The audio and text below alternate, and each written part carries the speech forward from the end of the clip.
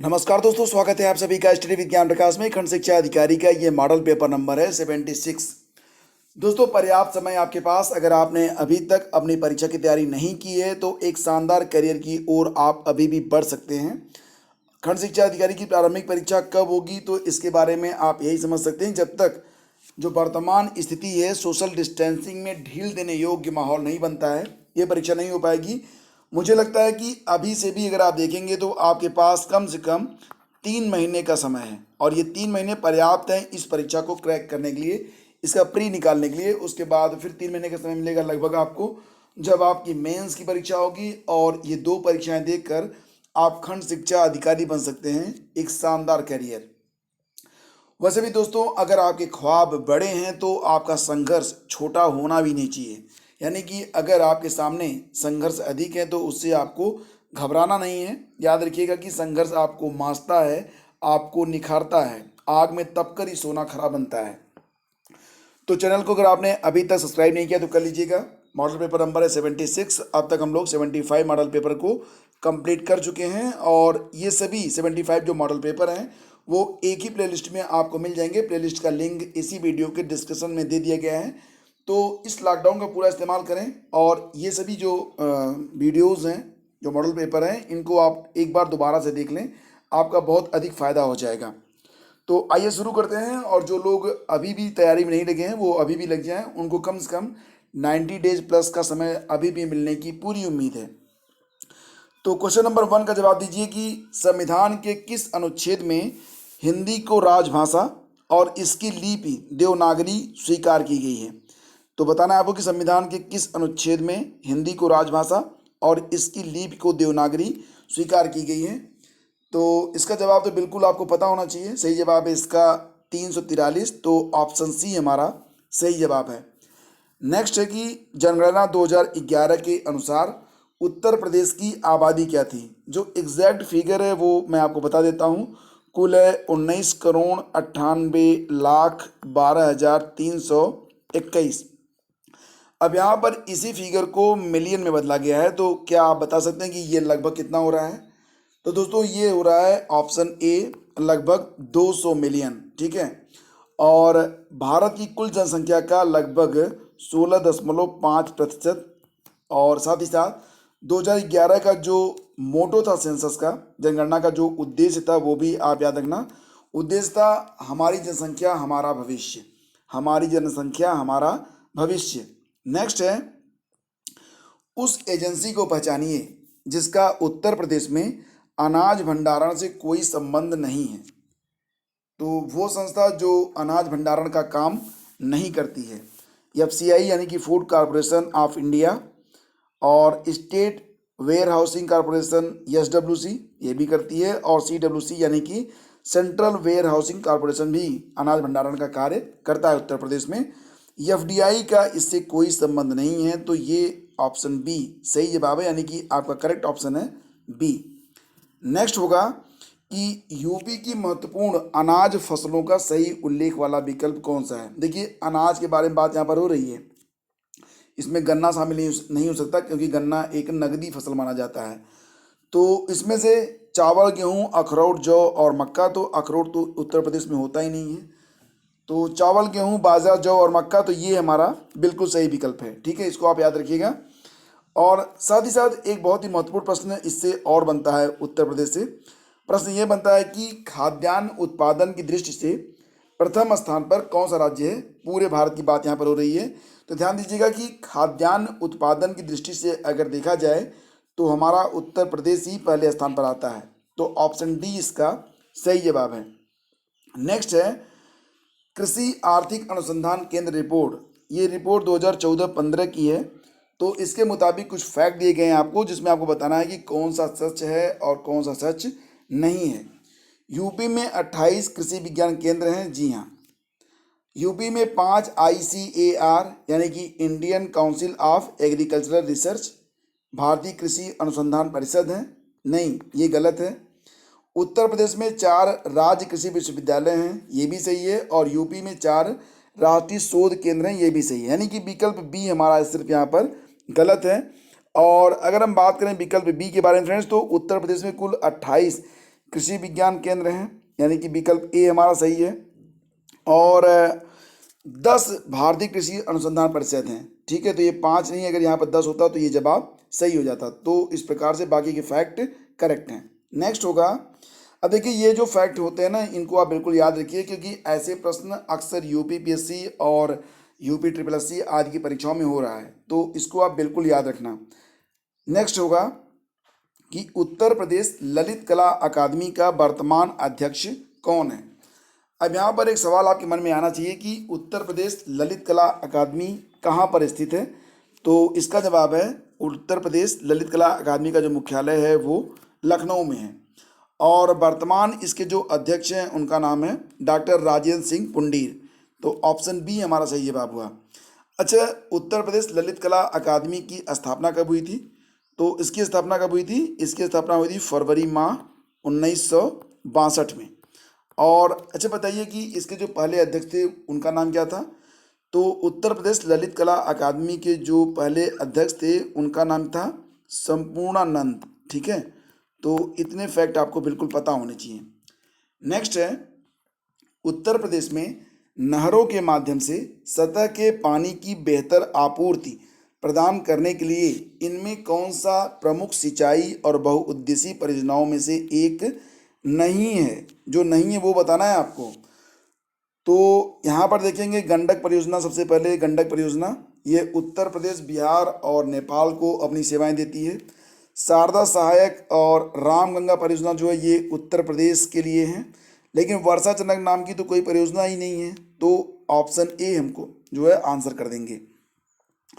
Question number 9 पे आते हैं, कृष्णराज सागर बांध किस राज्य में स्थित है? इसका एक शॉर्ट फॉर्म भी है, कृष्णराज सागर, KRS बांध के नाम से भी इसे जाना जाता है। तो यह किस राज्य में है? तो यह कावेरी नदी पर है। अब राज्य आप खुद बताइए। राज्य है यहाँ पर कर्नाटक।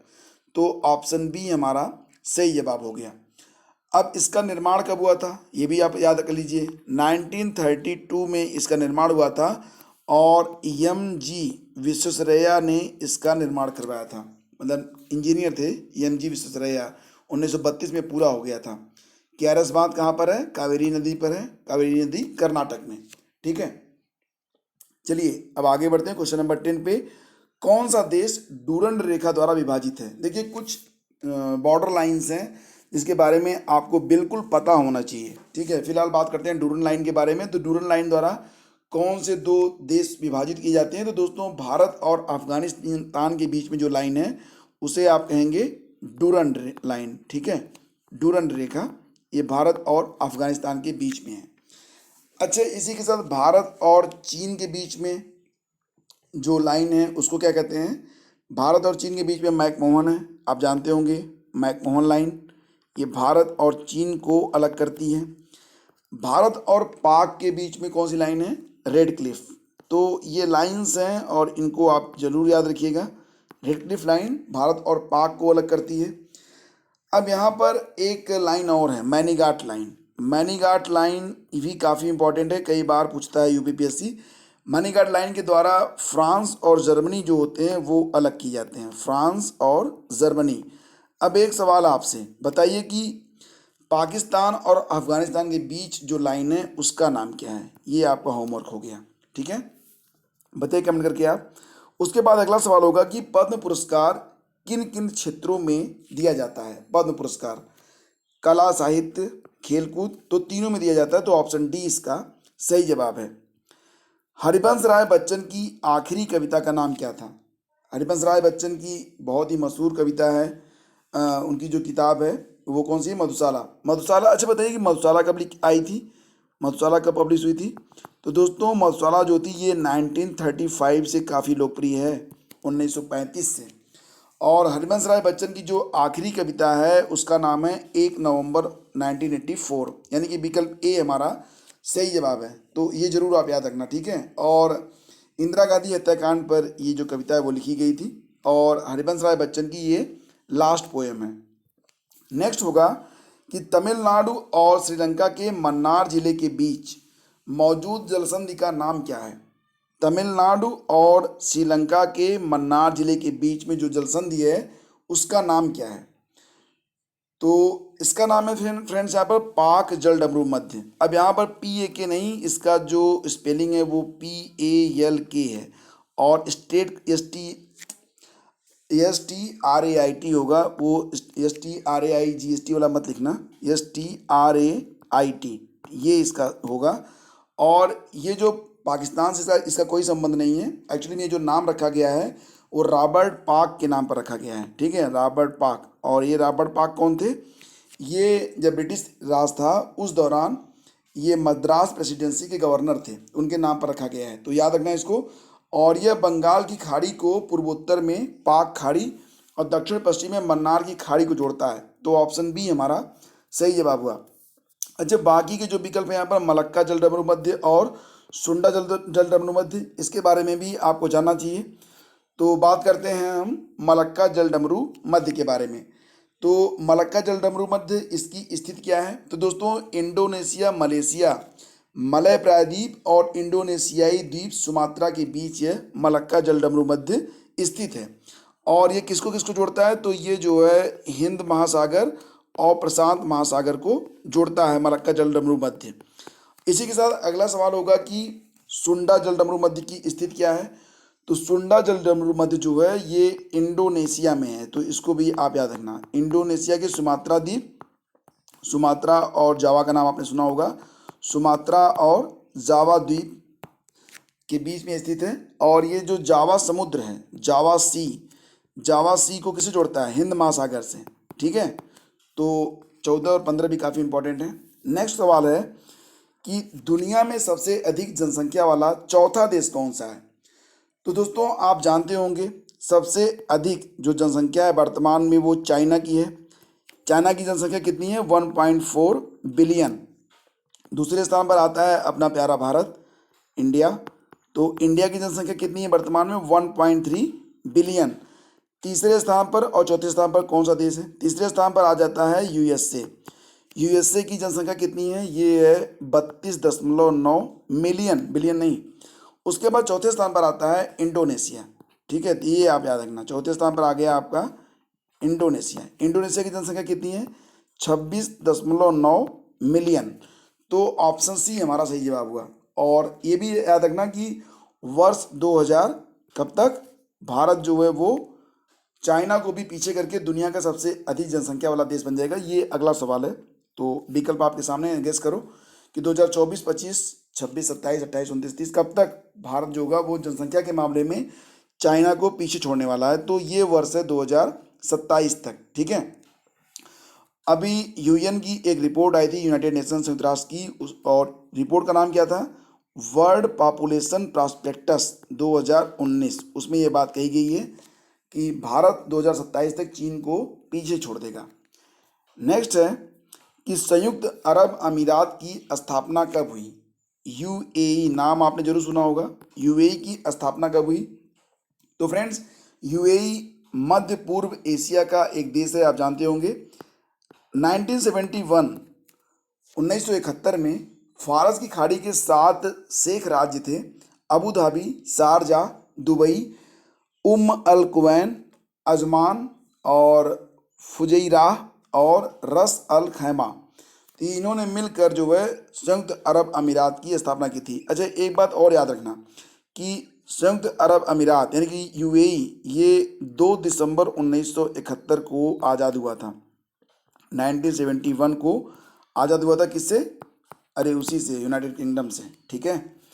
खांडवी नामक व्यंजन एक स्नैक्स होता है, ये किस प्रदेश से संबंधित है? इसमें तेल और मसाला बहुत कम होता है, तो पेट के लिए काफ़ी अच्छा माना जाता है। ये एक गुजराती व्यंजन है, तो ऑप्शन बी इसका सही जवाब है।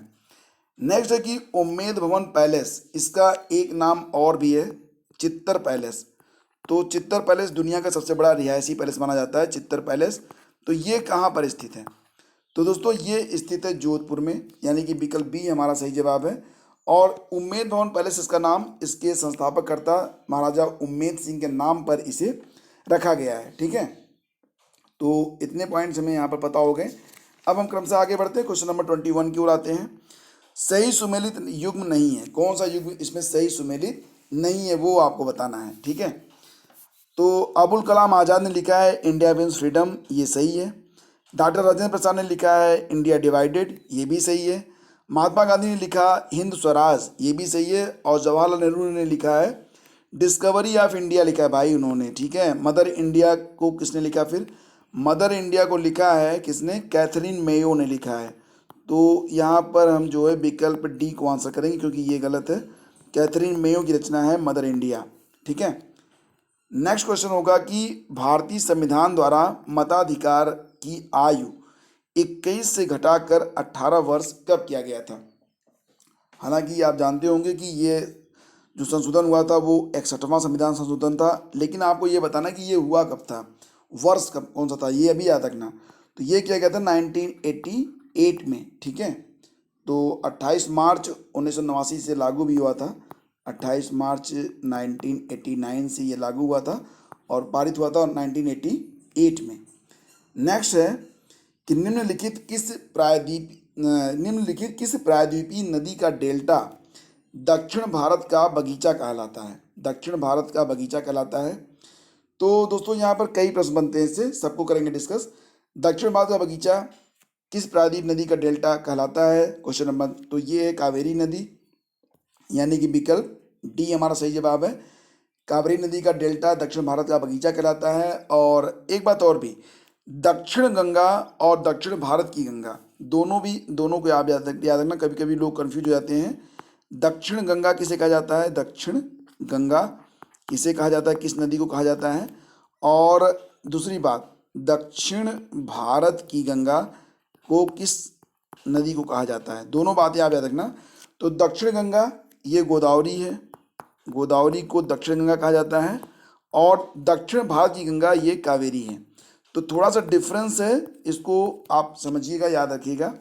नेक्स्ट क्वेश्चन है सबसे पुरानी पर्वत श्रेणी कौन सी है? अरावली, आल्प्स, हिमालय या फिर रॉकी? तो दोस्तों आप जानते होंगे कि सबसे पुरानी जो पर्वत श्रेणी है वो अरावली है, यानी कि विकल्प ए। और इसका निर्माण कब हुआ था? ये प्री कैम्ब्रियन काल की पर्वत श्रेणी मानी जाती है, प्री कैम्ब्रियन, ठीक है, जो कि 600 से 570 मिलियन वर्ष पुरानी श्रेणी मानी जाती है। और ये गुजरात से लेकर राजस्थान, मध्य प्रदेश से होकर दिल्ली तक आती है, मतलब कुल लगभग 692 किलोमीटर लंबी है, ठीक है। और भारत में गरीबी का स्तर स्थापित होता है, ये प्रश्न बहुत इंपॉर्टेंट है। और ये प्रश्न जो है वो देखो, ये प्रश्न अभी हाल ही में शिक्षक भर्ती परीक्षा में भी एक विवादित प्रश्न बन गया है। और ये प्रश्न यूपीपीएससी के द्वारा भी पूछा गया था। आयोग स्टाफ नर्स परीक्षा 2017 में परीक्षा हुई थी 17 दिसंबर 2017 को, इसीलिए मैंने इसमें इसको शामिल भी कर लिया है ताकि ये आप जान सके कि यूपीपीएससी ने इसका क्या उत्तर दिया था, ठीक है। और इस प्रश्न को लेकर लोग परेशान भी हैं। और यही प्रश्न था जो कि 69,000 पूछा गया था। हालांकि विकल्प जो थे थोड़ा बदलाव है। और ये जो प्रश्न है ये नर्स वाली परीक्षा से लिया गया है, ठीक है, स्टाफ नर्स परीक्षा से लिया गया है। तो यहाँ पर जो सही जवाब है फ्रेंड्स वो है घरेलू उपभोक्ता व्यय। हालांकि यही विकल्प 69,000 में भी है और वहाँ पर भी इसी विकल्प को सही माना गया है। फिर भी यहाँ पर जो अन्य विकल्प हैं शिक्षक भर्ती में उस पर भी लोग मतलब उसको संदेहास्पद बता रहे हैं। तो इसका सही जवाब बताया गया है यूपीपीएससी के द्वारा ऑप्शन सी। अब एक सवाल आप लोगों के लिए है, एक सवाल नहीं कई सारे सवाल हैं, फटाफट लिखिए। और देखिए जितने भी आप आंसर राइटिंग करेंगे उतना ही आपका कॉन्फिडेंस बढ़ेगा, और जो चीज़ें आप लिख देंगे वो चीज़ आपको भूलने वाली नहीं है। इसलिए अधिक से अधिक आप लोग लिखने की प्रैक्टिस किया करो। और डेली के लिए जो प्रैक्टिस सेट है वो छोड़ा मत करो, आप लोग इसे लाइक कर दिया करो, शेयर कर दिया करो, ताकि हम भी आपके लिए लेकर आते रहें प्रैक्टिस सेट और आपकी भी तैयारी अच्छे से चलती रहे। तो मानव विकास सूचकांक 2019 में भारत की रैंक क्या है? बात 2019 की हो रही है। 2018 से एक रैंक का सुधार हुआ था भारत में। मानव विकास सूचकांक का विकास किसने किया था? ये प्रश्न बहुत ही कॉमन है। और कौन सी संस्था मानव विकास सूचकांक ह्यूमन डेवलपमेंट इंडेक्स को जारी करती है? ये 3 प्रश्न हैं, तो इसका उत्तर आप विस्तार में लिखिएगा। और चैनल को अगर आपने अभी तक सब्सक्राइब नहीं किया तो कर लीजिए, बेल आइकन को प्रेस कर दीजिए।